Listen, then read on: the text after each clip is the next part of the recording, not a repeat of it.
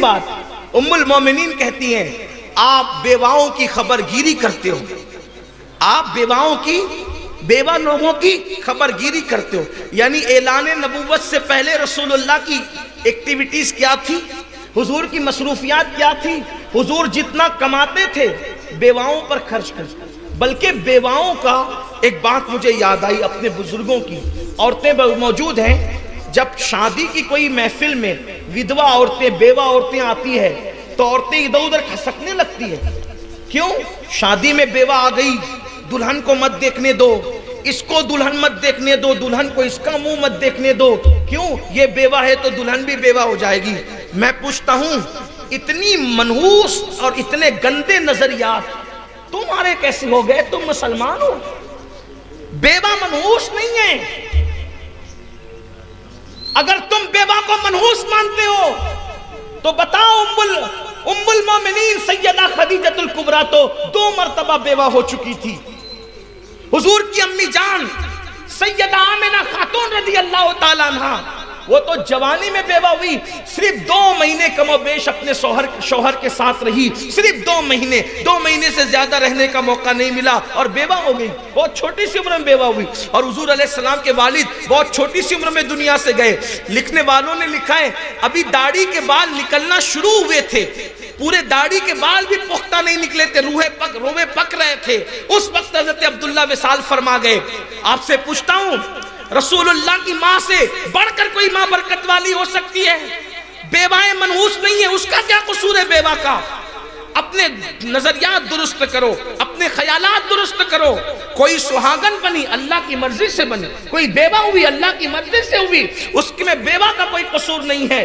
بلکہ آپ سے کہنا چاہتا ہوں خوشی کے موقع پر بیواؤں کو دھکے دے کر نہ بھگانا، ورنہ تمہاری خوشیاں اللہ چھین لے گا. بلکہ جب خوشی کا موقع آئے تو بیواؤں کو عزت دے کر کے بلانا، ان کے ٹوٹے ہوئے دل سے دعائیں نکلے گی تو اللہ تعالیٰ تمہاری دنیا اور آخرت دونوں میں بہاریں عطا فرمائے گا.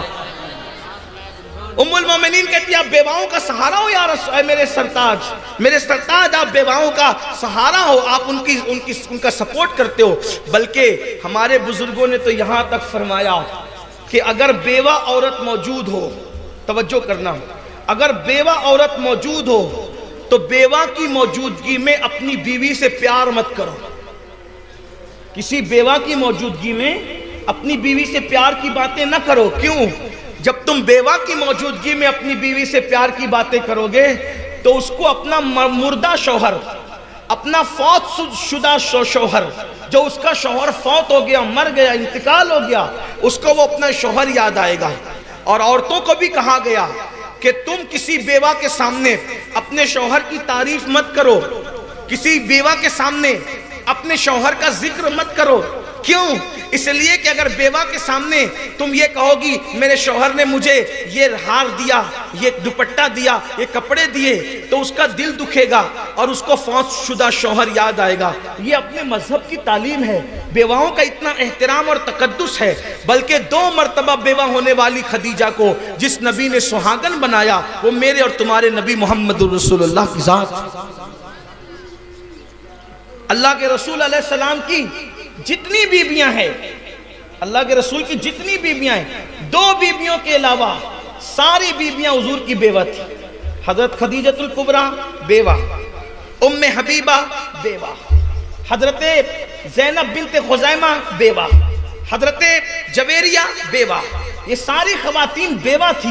حضور علیہ السلام نے بیواؤں کے سر پہ دوپٹہ ڈالنے کے لیے جو کئی نکاح کیے، کئی حضور علیہ السلام نے کئی شادیاں کی، بہت ساری حکمتوں میں سے ایک حکمت یہ بھی تھی کہ حضور کسی بیوہ کے سر پہ دوپٹہ ڈال کے اس کو سہاگن بنا دی. یہ حکمت تھی اس میں. ایک حکمت یہ بھی ہے، بہت سی حکمتوں میں ایک حکمت یہ بھی ہے. حضور علیہ السلام کی ایک ہی بیوی کنواری تھی، باقی ان میں سے 2 بیویاں حضرت ایک تو کنواری تھی اور ایک تو جناب زینب بنت حجش، یہ مطلقہ تھی، طلاق شدہ تھی، باقی ساری عورتیں بیوہ تھی. اب آپ سے پوچھنا چاہتا ہوں حضور تو بیواؤں کو سہاگن بنا کے گھر لا رہے ہیں اور ہمارا حال یہ بہن بیوہ ہو جائے بھائی نہیں ملتا، رشتہ داروں میں کوئی عورت بیوہ ہو جائے دوسری عورتیں ملنے سے کتراتی ہیں. خوشیوں میں ان کو مدعو نہیں کیا جاتا، ایسا نہیں ہے۔ یاد رکھنا، جن سے اللہ نے کوئی نعمت چھین لی ہے ان کے دلوں کا خیال رکھنا اپنی ذمہ داری ہے۔